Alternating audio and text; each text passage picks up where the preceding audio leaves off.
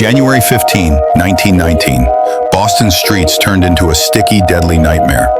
A massive storage tank holding over 2 million gallons of molasses suddenly burst.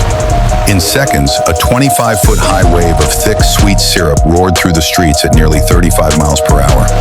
Buildings were crushed, horses and wagons swept away, and people found themselves trapped in the glue-like flood. Rescuers struggled. The molasses was so dense it was like wading through cement. When it was over, 21 people were dead, and the city reeked of molasses for decades. The disaster wasn't just bizarre, it led to stricter building safety laws.